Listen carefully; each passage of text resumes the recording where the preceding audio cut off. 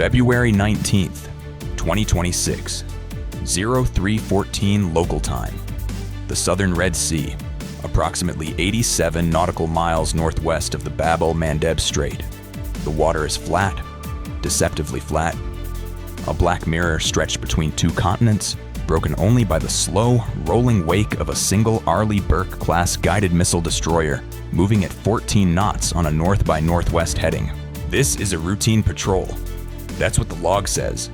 Routine. The ship's watch team has been on rotation for 6 hours. The Combat Information Center, the CIC, is manned but unhurried. The SPY-1D phased array radar, mounted at 4 corners of the superstructure, sweeps 360 degrees every 4 seconds. It sees everything within roughly 200 nautical miles. At least, it's supposed to. Welcome. I'm your host at Navy Legends, and tonight we're breaking down one of the most tactically complex naval engagements ever waged in the Red Sea corridor. A near-future scenario built from real systems, real threat vectors, and real geopolitical pressure. Every weapon in this story exists. Every tactic has been documented. The only thing we changed is the date on the calendar. Let's go back to February 19th. The destroyer is operating as part of a 2-ship surface action group, assigned to escort a Maersk-contracted logistics vessel carrying aviation fuel north toward the Suez Transit Zone. The second warship, a cruiser, is positioned 22 nautical miles to the northeast, operating in a loose overwatch formation. The 2 ships communicate on encrypted UHF links every 8 minutes. Standard protocol. Nothing unusual, but something is already wrong. 3 hours earlier, at roughly 0009, a modified commercial fishing dhow had activated a compact radar emitter for approximately 11 seconds from a position 43 nautical miles to the south-southeast. The signal was low power, barely distinguishable from sea clutter. The destroyer's electronic warfare suite flagged it as a probable false positive. Fishing vessel radar, common in these waters. No action was taken. That 11-second ping was not a fishing radar. It was a targeting solution handoff. A precisely timed active emission designed to relay the destroyer's bearing, speed, and heading to a ground-based fire control node 160 kilometers inland in the Yemeni highlands above Houthi. The Houthi forces had spent 14 months studying US patrol rhythms and electronic emission patterns in the Red Sea corridor. They had identified that the 2-ship formation's 8-minute encrypted handshake created a 47-second gap in cross-queuing sensor data, a vulnerability engineered specifically to exploit. At 3:14:22, the fire control node in the Yemeni highlands transmitted a launch authorization sequence. At 3:14:31, 9 seconds later, 4 Houthi anti-ship missiles left their mobile erector launchers on a ridgeline 12 kilometers northeast of Houthi. 2 of the missiles were variants of the Iranian-supplied Quds-3, a sea-skimming cruise missile with a reported range of 500 kilometers, a terminal phase altitude of between 3 and 7 meters above sea level, and a 165-kilogram semi-armor-piercing warhead. These 2 were already in the database. US intelligence had tracked the Quds-3 since its first confirmed Red Sea deployment in late 2024. The other 2 were something else. They were designated internally by Houthi engineers as the Sarir. The word in Arabic means throne. The Sarir was a ballistic reentry vehicle. Not a cruise missile, but a modified short-range ballistic missile with a maneuvering reentry vehicle warhead, a terminal dive profile of approximately 70 degrees, and a CEP, circular error probable, of under 12 meters at maximum range. It had never been fired in combat. US intelligence had a partial technical file on it, derived from satellite imagery of an assembly facility near Sana'a, captured in November 2025. That file was classified. It had not been distributed to ship-level crews. The destroyer's crew had never heard of the Sarir.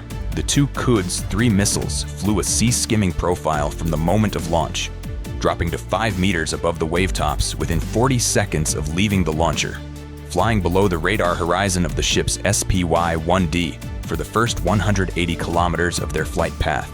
The 2 Sarir ballistic re-entry vehicles arced upward to an apogee of approximately 140 kilometers before beginning their terminal dive sequence. The attack geometry was deliberate. The Quds 3 missiles would appear on radar first, approaching from the south-southwest at Mach 0.8. They would saturate the ship's defensive attention and weapons allocation software. The Sarirs, arriving from nearly overhead on a terminal dive trajectory at Mach 3.5, would arrive 14 seconds later. Inside the engagement envelope of the SM-2, but at the edge of the effective engagement corridor for the Phalanx CIWS, at 3 hours, 22 minutes, and 7 seconds, the destroyer's SPY-1D radar painted the first 2 contacts at a range of 41 nautical miles, bearing 198 degrees, altitude 6 meters, speed consistent with a sea-skimming cruise missile.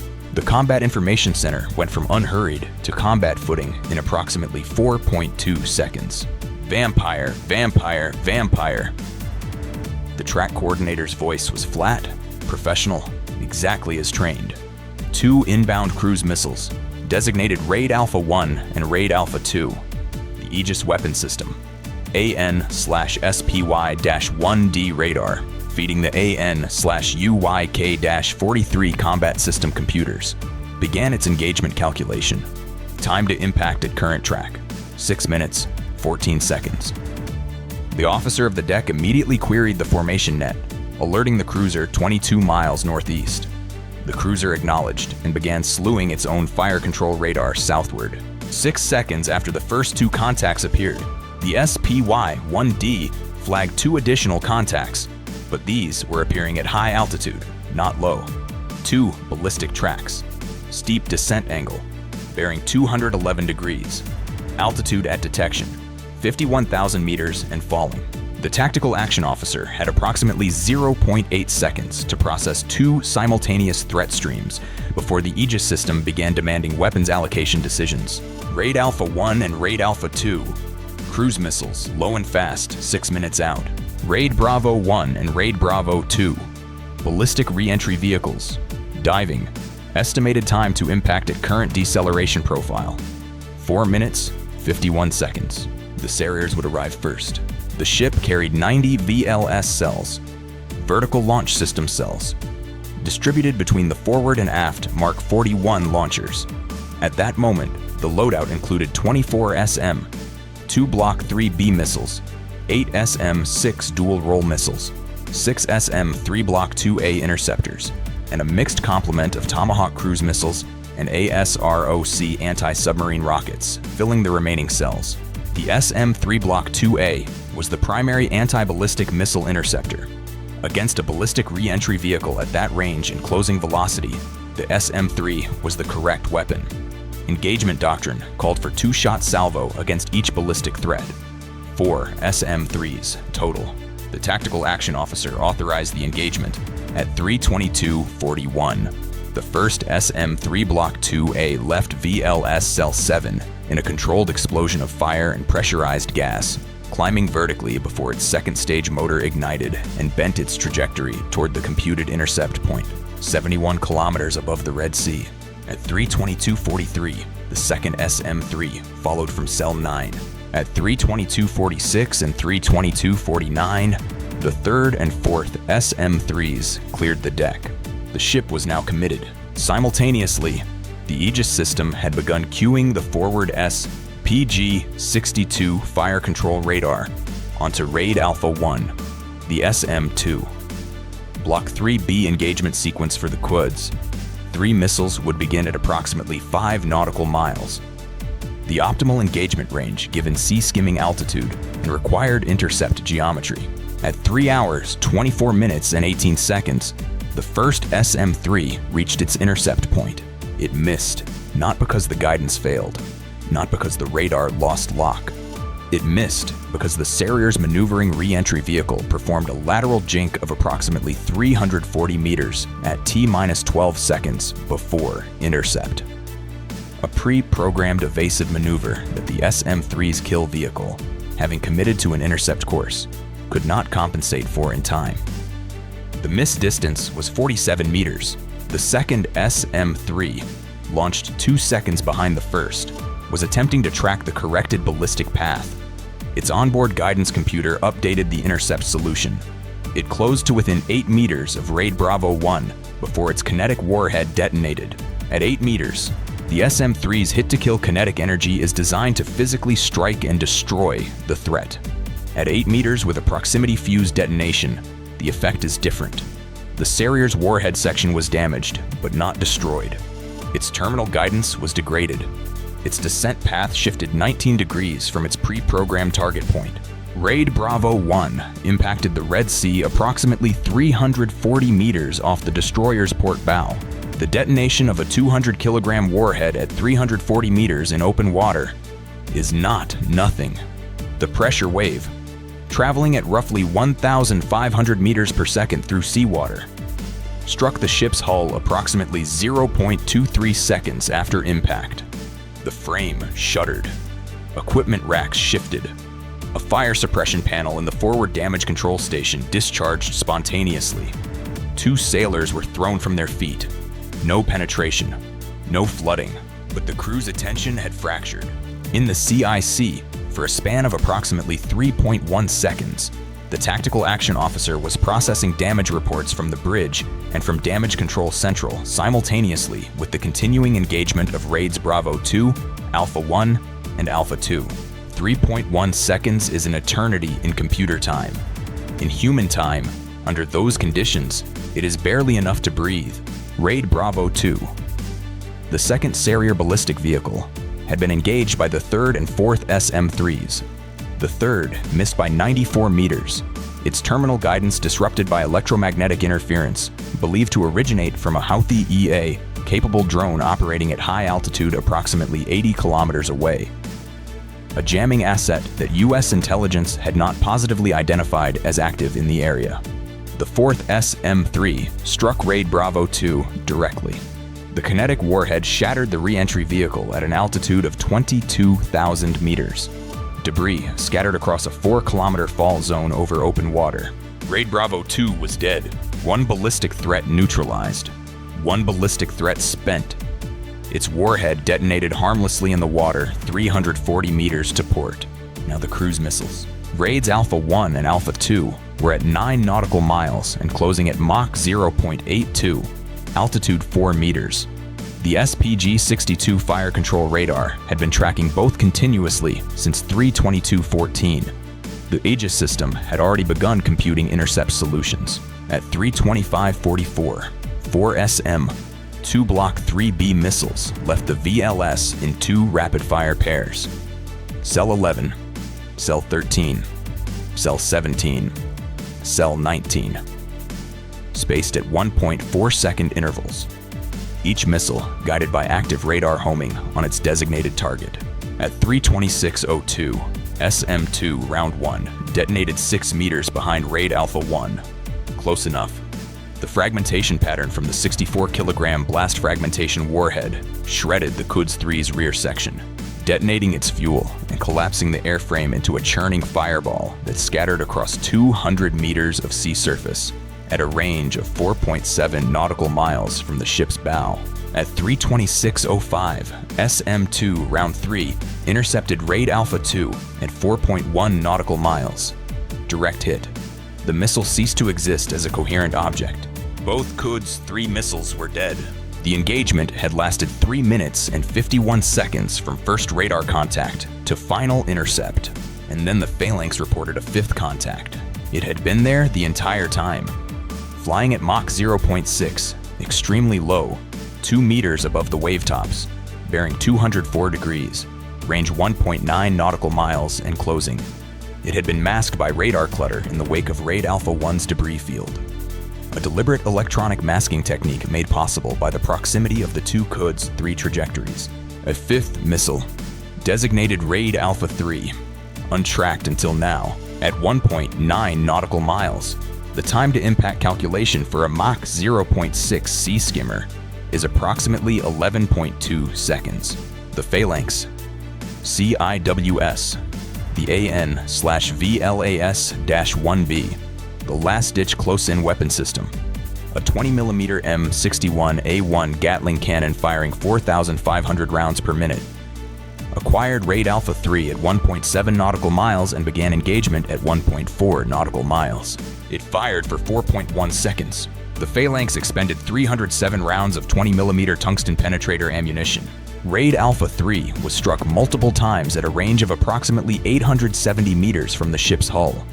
Its airframe disintegrated, but the warhead, a 165-kilogram semi-armor-piercing shaped charge, separated from the destroyed airframe on inertia alone, tumbling forward on its original trajectory, still carrying 340 meters per second of momentum. It struck the ship's port side, just above the waterline, at frame 47. The shaped charge detonated on contact. The penetrator jet punched through 22 millimeters of HY-80 high-yield steel plating and detonated inside the port machinery space. The explosion killed the port shaft immediately. A fire ignited in the auxiliary generator compartment. Flooding began through a hull breach approximately 0.4 square meters in area. Not catastrophic, not immediately fatal to the ship, but serious. The ship lost 30% of its propulsion within 22 seconds. Emergency damage control parties, trained for exactly this moment, drilled for it for years, flooded the compartment with HF-120 suppressant and began shoring procedures for the hull breach within 90 seconds of the strike. The ship survived, but it was hurt. 3 sailors were killed in the machinery space. 5 more were wounded, 2 critically. 1 damage control petty officer, 26 years old, from outside Columbus, Ohio, would spend 11 days in the burn unit at Landstuhl Regional Medical Center before being stable enough for transport home. At 3:28:54, the ship's commanding officer, who had been in the CYC since 3:22:17, who had watched his crew fight the ship with extraordinary discipline, issued a single order. "This is the captain. I am declaring a hostile engagement under revised ROE Directive 7 Alpha. We are responding." ROE Directive 7-Alpha, issued by US Central Command in January 2026. Authorized ship commanders in confirmed hostile engagement situations to initiate counterstrike operations against identified launch sites without waiting for National Command Authority confirmation, provided the engagement met 3 criteria: confirmed hostile fire, confirmed attribution to a state-sponsored actor, and availability of proportionate strike assets within range. All 3 criteria were met. The mobile erector launchers that had fired the Quds 3 missiles had been tracked continuously by an RQ-4 Global Hawk operating at 57,000 feet altitude over the Red Sea since 2:47, 27 minutes before the attack. The UAV had been monitoring a cluster of military vehicles in a wadi northeast of Hodeidah since a tip from a signals intelligence intercept the previous afternoon. The drone had watched the launchers move into firing position. It had watched them fire. It had recorded coordinates accurate to within 3 meters. The ballistic launcher site, the Sarir launch point, had been partially identified through backtracking of the missile trajectories in the Aegis engagement data. The computed launch point corridor was approximately 4 kilometers wide, but was cross-referenced with a known Houthi heavy weapons storage and launch facility in the highland zone northwest of Sana'a, a facility that had been targeted and partially destroyed twice before, rebuilt both times. The commanding officer authorized 2 mission packages simultaneously. First, 4 BGM-109 Tomahawk Block 5 cruise missiles targeted at the Quds. 3 mobile launcher cluster, coordinates provided by the Global Hawk feed. The Tomahawks were already programmed and ready. Standard forward deployment posture.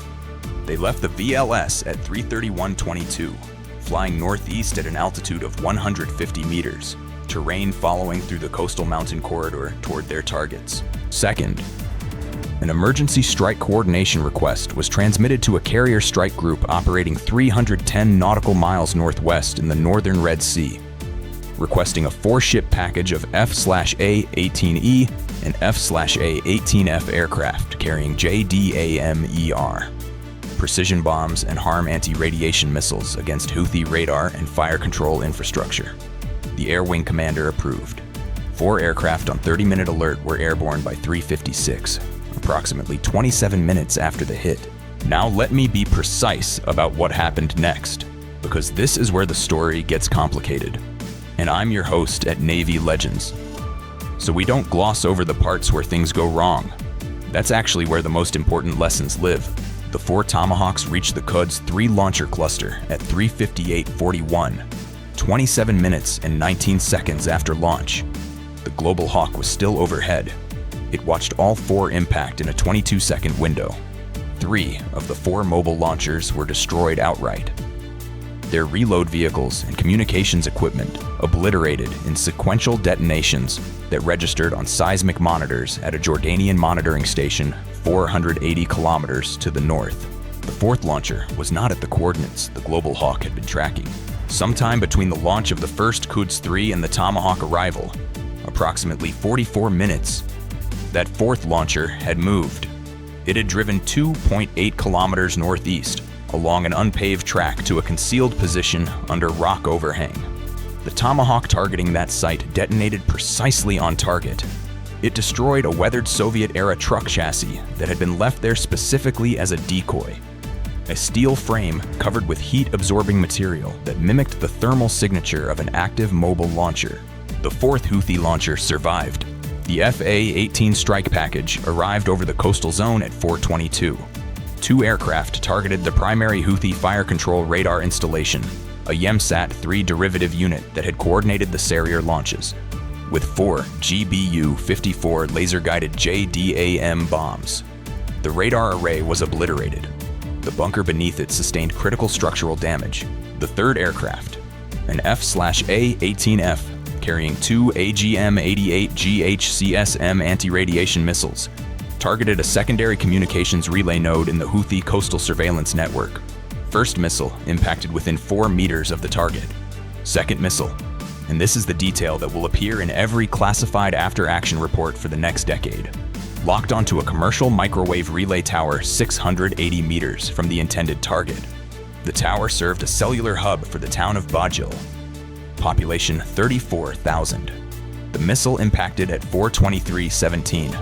No casualties were confirmed at the unmanned tower, but cellular and internet communications across Al Hudaydah Governorate went dark for 6 days. Hospitals relying on cellular network coordination for emergency dispatch lost that layer. The downstream human cost is impossible to calculate precisely. The planners would spend months trying. The 4th aircraft completed battle damage assessment over the launcher site, confirmed 3 of 4 launchers destroyed, photographed the decoy vehicle, and recovered to the carrier by 04:51. By 5:20, damage control teams had reduced the flooding at frame 47 to under 12 liters per minute. Within pump capacity, the port shaft remained dead. The ship held 11 knots on its starboard shaft. A tug dispatched from Djibouti arrived by 9:40. The cruiser moved to 800 meters off the damaged ship's port beam. The logistics vessel was diverted to a holding pattern 70 miles north under armed air cover.